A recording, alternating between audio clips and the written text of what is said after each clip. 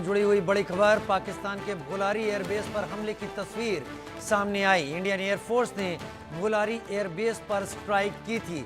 पाकिस्तान के भोलारी एयरबेस पर हमले की तस्वीर सामने आई। इंडियन एयरफोर्स ने भोलारी एयरबेस पर हमले की तस्वीर सामने रखी है। ये पाकिस्तान का भोलारी एयरबेस है जिसके ऊपर हमले की तस्वीर आप देख रहे हैं।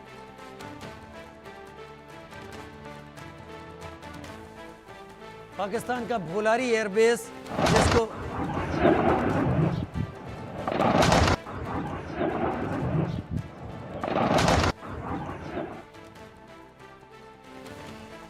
पाकिस्तान की 11 एयरबेस और मिलिट्री स्टेशन को टारगेट किया गया था, जिसमें पाकिस्तान का भोलारी एयरस्पेस था, सरगोदा था, इसके साथ चकलाला था और उसके साथ अगर बात करें तो जैकोबाबाद था, नूर खान एयरबेस था, स्कर्दू था। इन सभी एयरबेस को निशाने लगाया गया। अजय जांडियाल मेरे साथ इस वक्त लगातार लाइव जुड़े हुए हैं। अजय, अब पिछले कुछ वक्त से आप जब से मेरे साथ लाइव जुड़े हैं, क्या कोई ड्रोन स्पॉटिंग इस वक्त है? क्या कोई एक्शन इस वक्त आसमान में दिखा है? देखिए राजीव, इस वक्त इस तरह का कोई वाकया जो है वो नहीं है। ड्रोन अब यहाँ पे नहीं दिख रहा है, मगर ये कहा जा सकता है कि जिस तरीके से लगातार पहले प्रक्रिया चली, लगातार ड्रोन दिखे, पहले प्रगवाल में, उसके बाद अखनूर में, फिर उधमपुर में, फिर सांबा में, आरसपुरा में, उसके बाद से कहीं ना कहीं लोगों में दहशत तो जरूर हो गई, क्योंकि ड्रोन दरअसल अंतर्राष्ट्रीय सीमा से जैसे ही क्रॉस किए तो वहां बीएसएफ ने फायरिंग की। लोगों को लगा कि बॉर्डर फायरिंग शुरू हो गई है। उसके थोड़ी देर बाद ड्रोन पर जब एंटी मिसाइल जो एंटी डिफेंस सिस्टम जो एक्टिवेट हुआ तो मिसाइल्स जो है वो जाने लगी। उन को देखकर लोगों को जो इंटरसेप्टर थे, जब वो हवा में गए, रोशनी को देखा, तो लोगों को लगा कि कुछ हो गया है, कि धमाके होना शुरू हो गए। तो लोगों में दहशत जो है वो फैलती चली गई। इस वक्त आप सोचिए कि जम्मू कश्मीर क्या कि पंजाब के हर कोने में इसी तरह से लोगों में दहशत अचानक से आ गई कि आखिरकार ये क्या हुआ, कहाँ से ये ड्रोन आ गया। तो इसी चीज को लेकर कहीं ना कहीं बड़ी दहशत इस वक्त लोगों में है। अभी हालांकि कोई भी एक्टिविटी ड्रोन की वापस नहीं दिखी है, मगर अगर पुराने ट्रेंड को देखें तो जो 3 अटेम्प्ट पाकिस्तान की तरफ से की गई थी, उसमें पहला ड्रोन जो है वो रात को 8 साढ़े 8 बजे दिखा था। इस बार भी ऐसा ही हुआ, और उसके बाद सुबह 4 साढ़े 4 बजे एक बार फिर से अटेम्प्ट हुई है 3 दिन। तो ऐसे में आज एक बार फिर से जब 8 सवा 8 का समय था, जब प्रधानमंत्री मोदी का जो एड्रेस था वो खत्म हुआ, उसके तुरंत बाद ड्रोन दिख गए। तो ऐसे में क्या उसी तरह की उसी पैटर्न पर पाकिस्तान एक बार फिर से अटेम्प्ट करने वाला है। अब सुबह 4 बजे अगर फिर से ड्रोन आते हैं तो यकीनन पूरी रात लोग जो हैं वो इस चीज को लेकर दहशत में रहेंगे, जागे रहेंगे, और इस चीज को सुनिश्चित उनको करना पड़ेगा कि किसी तरह से उनको कोई नुकसान ना हो। ब्लैकआउट अभी भी बॉर्डर के इलाकों में रखा गया है। डिफेंस इंस्टॉलेशन जो है उसमें ब्लैकआउट रखा गया है। ये एक्सप्लोजिव लेकर ड्रोन आ रहे हैं, या फिर ये ड्रोन जो है वो हॉस्टाइल ड्रोन है जो सिर्फ सर्विलेंस के लिए आ रहे हैं। तो दोनों ही मामलों में इन ड्रोन को खत्म करना, इन ड्रोन को रिकवर करना, ये बेहद जरूरी हो जाता है। आप सही कह रहे हैं। आप छम सेक्टर की भी आपने लगातार रिपोर्टिंग की है अजय। छम सेक्टर के क्या हाल हैं? सांबा की तो आप बात बता चुके हैं, अखनूर की आपने बता दी है, अरनिया की भी आप बता चुके हैं। छम के क्या हाल है? देखिए, छम सेक्टर में अगर बात की जाए तो सबसे ज्यादा तबाही पुंछ में हुई थी, उसके बाद सबसे ज्यादा नुकसान जो है वो छम सेक्टर में हुआ।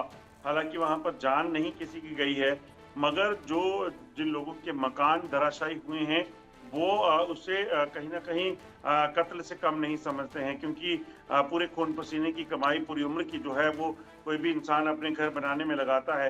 तो ऐसे में वहाँ 1 दर्जन के हाँ जी। करीब घर हैं जिनको नष्ट किया गया है। पाकिस्तान ने वहाँ पर शाहीन मिसाइल से लेकर बड़े बड़े लॉन्चर्स जो है, रॉकेट जो है वो मारकर वहाँ पर बड़े बड़े 155 mm के जो आर्टिलरी शेल्स होते हैं उनके जरिए नुकसान पहुंचाने का प्रयास किया है। और सबसे ज्यादा दिक्कत जो है ये हुई है कि लोगों में दहशत बेहद ज्यादा है। जिस जगह धमाका हुआ उस घर को तो तबाह हुआ ही, मगर उसके आसपास के लगभग 50 मीटर के रेडियस में जो भी चीजें थी वो, या अगर शीशे थे, विंडोज थी, खिड़कियां थी, तब सब तबाह हो चुके हैं। इतना खौफनाक मंजर लोगों ने इस बार पाकिस्तान की फायरिंग में देखा है। भारत की तरफ से सिर्फ सैन्य ठिकानों को निशाना बनाया गया, आतंकी ठिकानों को निशाना बनाया गया, और सिविलियन कैजुअलिटी किसी भी तरीके से जो है वो करने की कोशिश नहीं की गई। मगर पाकिस्तान की तरफ से तमाम जो सिविलियन इलाके थे, पुंछ के थे, राजौरी के थे, उरी के थे, जम्मू के थे, ढागरी के थे, अखनूर के थे, हरनिया के थे, पुलावाला के थे, तमाम इलाकों में जो है वो सिविलियन इलाकों को टारगेट पाकिस्तान की तरफ से किया गया। तमाम इलाकों में किया गया है, सिविलियन इलाकों को टारगेट पाकिस्तान की तरफ से किया गया है, लेकिन पैटर्न क्या बताता है? इस वीक मयंक जी मेरे साथ जुड़ गए हैं। पैटर्न क्या बताता है अजय? क्या सुबह तक एक बार फिर से ड्रोन स्पॉट किए जा सकते हैं, किए जाते रहे हैं? देखिए, ये कहना कि सुबह तक आएंगे ये मुश्किल होगा, मगर अगर आप पिछले 3-4 दिन से देखें तो 8 सवा 8 बजे ड्रोन दिखे हैं हर बार, और सुबह 4 बजे ड्रोन दिखे हैं, 4 साढ़े 4 बजे। तो ऐसे में इस बार भी जो टाइमिंग है वो शाम की तो सेम है रात की। अब सुबह अर्ली मॉर्निंग में भी अगर उसी तरह से अगर कुछ ऐसा होता है तो यकीनन लोगों के लिए एक बड़ा कंसर्न है। लोग जो बॉर्डर के इलाकों के अलावा जो इन इलाकों के आसपास रहते हैं जहाँ पे बड़ी मेजर वाइटल इंस्टॉलेशंस हैं डिफेंस फोर्सेस की, उन इलाकों में रहने वाले लोगों के लिए दहशत है। अभी भी कोई जानकारी जो मुझे मिली है कि जो कठुआ के इलाके में जब ये ड्रोन देखे गए हैं तो उसमें जब धमाका हुआ है उससे घर की दीवारों पर जो है वो स्प्लिंटर्स के निशान पड़ गए हैं। तो ऐसे में ये ड्रोन क्या लेकर आते हैं, क्या मंशा है, पाकिस्तान इसे क्यों इस वक्त भेज रहा है जब सीजफायर की बात हो चुकी है, तो ये कहीं ना कहीं एक बड़ा सवाल है जिस चीज को लेकर अब लोग दहशत में हैं। चीज़ को लेकर लोग दहशत में, ऐसा अजय यहाँ पर बता रहे हैं। मयंक जी मेरे साथ डिफेंस एक्सपर्ट के तौर पर जुड़े हुए हैं। मयंक जी, एक बार फिर डीजीएमओ लेवल की बातचीत हुई शाम 5 बजे के बाद और फिर से ड्रोन स्पॉट होने लगे, ब्लैकआउट शुरू हो गया। पाकिस्तान पर यकीन करना, ये किसी इसके पीछे कोई वजह नहीं लगती कि अब पाकिस्तान पर यकीन क्यों किया जाए? देखिए राजीव जी, पाकिस्तान कभी भी यकीन के काबिल रहा नहीं है। ये तो भारत की भलबनसात है कि हमने किसी तरीके से उन पर यकीन करने की सोची। पर पाकिस्तान वो जंतु है, वो एक प्राणी है जिसपे कि लोग कहते हैं ना कुत्ते की दुम टेढ़ी होती है। मैं तो पाकिस्तान की तुलना कुत्ते से भी नहीं करना चाहूंगा, क्योंकि कुत्ता बड़ा एक पालतू पशु है और बड़ा वफादार होता है। तो पाकिस्तान की तुलना किसी पशु से नहीं की जा सकती। एक ऐसा जीव है, या कुछ भी बोल दे उसको आप, जिस पे यकीन करना नितांत असंभव है। जी राजीव। तो लगातार इस तरीके से ड्रोन स्पॉट होना, पाकिस्तान किस तरीके के ड्रोन्स भेज रहा है इसका भी पता नहीं चलता। हमें लगातार एयर डिफेंस सिस्टम को एक्टिव करना पड़ रहा है। भारत ने कहा था कोई भी act of terror, act of war होगा, तो ड्रोन भेजना भी तो एक एक्ट ऑफ टेरर ही हुआ। जी जी जी, बिल्कुल ठीक बात बोली आपने। देखिए, इस समय भारत ने उनके पहले दिन के ड्रोन अटैक में 11 एयरफील्ड्स को निशाना बनाया था। अब उसने फिर दुस्साहस किया है हमारे इलाकों में ड्रोन भेजने का। मैं तो कहता हूं कि इस समय पाकिस्तान के पास 24 एयरफील्ड अगर नोटिफाइड हैं, तो बाकी 13 जो हैं अब हमारे निशाने पर हैं, और हम बिल्कुल जस्टिफाइड रहेंगे इनको लेने के। तो इस समय भारत अगर इनकी बाकी 13 की एयरफील्ड्स को भी बटिया मेट करता है तो कोई बड़ी बात नहीं होगी। और भारतीय सेनाओं का रिस्पॉन्स आपको क्या लगता है किस तरीके से होता आप दिख सकता है? भारतीय सेनाओं का मनोबल हमेशा से ऊंचा रहा है। भारतीय सेना को अपने उच्च अधिकारी और पॉलिटिकल बॉसेस पे पूरा विश्वास रहता है।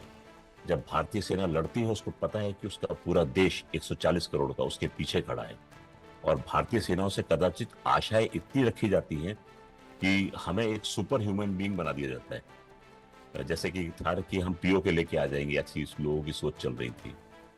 तो ठीक है, अच्छा लगता है कि जब जो देश की जनता है वो अपनी सेना पर इतना विश्वास रखती है और इतनी इज्जत देती है। जी। क्या क्या क्या आपको ऐसे अंदेशे लगते हैं, क्योंकि 2 बार डीजीएमओ स्तर की बातचीत हो चुकी है, दोनों बार पाकिस्तान ने कहा कि वो इस सीज फायर वायलेशन को और इन एक्टिविटीज को बंद कर देगा, नहीं किया। क्या अब अगली बातचीत में पाकिस्तान पर भरोसा करना चाहिए या बातचीत करनी चाहिए भी कि नहीं? राजीव जी, मैं पुनः कह रहा हूं कि पाकिस्तान की बात पर किसी भारतीय को विश्वास नहीं है। भारत की सरकार भी विश्वास नहीं रखती है। इसलिए मोदी जी ने आज साफ कहा था कि ऑपरेशन सिंदूर जारी रहेगा। कहने का तात्पर्य यह है कि उनको मालूम है कि पाकिस्तान दुस्साहस करेगा और हम उसका जवाब देंगे। तो उनका कहना बड़ा साफ था, और उन्होंने जो 3 रेड लाइंस ड्रॉ की थी वो बड़ी इंपॉर्टेंट हैं। हर भारतीय को यह समझ जाना चाहिए। उन्होंने ये कहा था कि कोई भी आतंकी कार्रवाई का, दुस्साहस का हम मुंह तोड़ जवाब देंगे, पहली रेड लाइन। दूसरी रेड लाइन की न्यूक्लियर ब्लफ को हम नहीं मानेंगे। जो पाकिस्तान बहाना मारता था कि हम न्यूक्लियर कंट्री हैं और ये है, भारत उस चीज का बिल्कुल ध्यान नहीं देगा। और तीसरी बात, आतंकी के आका और उनको सपोर्ट करने वाली पाकिस्तान सरकार भारत उन दोनों को भिन्न नहीं मानती है, एक ही मानती है। तो इससे ज्यादा सफाई से आई डोंट थिंक कोई बयान दिया जा सकता है। दुनिया के लिए ये बहुत कड़ा संदेश है कि अब बहुत हो चुकी, अब भारत जो है नहीं बख्शेगा। जी, भारत नहीं बख्शेगा। अजय जांडेल मेरे साथ इस वक्त जुड़े हुए हैं। अजय, ग्राउंड जीरो पर आप मौजूद हैं, वहां पर जहां पर आप अगर रिपोर्ट करने के लिए भी निकलते हैं तो पाकिस्तान बॉर्डर तक चले जाते हैं। क्या पाकिस्तान एक बार फिर से फायरिंग को स्टार्ट करने या सीज फायर वायलेशन की सोच रहा है? इन सारे तरीकों से क्या संकेत मिल रहे हैं? देखिए राजीव, कहीं ना कहीं ये कहना पड़ेगा कि पाकिस्तान पे भरोसा नहीं किया जा सकता। कल 5 बजे खुद युद्ध विराम की संधि के लिए पाकिस्तान माना। यूनाइटेड स्टेट के जो राष्ट्रपति हैं उन्होंने इस चीज को लेकर बयान दिया और उसके कुछ ही मिनटों के बाद पाकिस्तान की तरफ से फायरिंग की गई और भयंकर फायरिंग करके मासूम लोगों को निशाना बनाने की कोशिश की गई। और ये बताता है कि फिर पाकिस्तान पर भरोसा नहीं हो सकता। आज भी अगर आप देखें तो जब हम बात कर रहे हैं तो सीज फायर तो चल ही रहा था, फिर ड्रोन को यहाँ भेजने का मतलब क्या हो सकता है? ड्रोन एंटर हुआ, ड्रोन एक नहीं दो नहीं बल्कि 20 से 25 ड्रोन दाखिल हुए और उसके बाद जब ये ड्रोन जो मार गिराए गए हैं उसके बाद अब पूरे इलाके में अलर्ट है और सुबह इस चीज की कोई गारंटी नहीं कि पाकिस्तान फायरिंग नहीं करेगा, क्योंकि सीज फायर के तुरंत बाद पाकिस्तान ने फायरिंग की। आज शाम को डीजीएमओ की बैठक में एक दूसरे को कहीं ना कहीं कहा गया कि हम कोई भी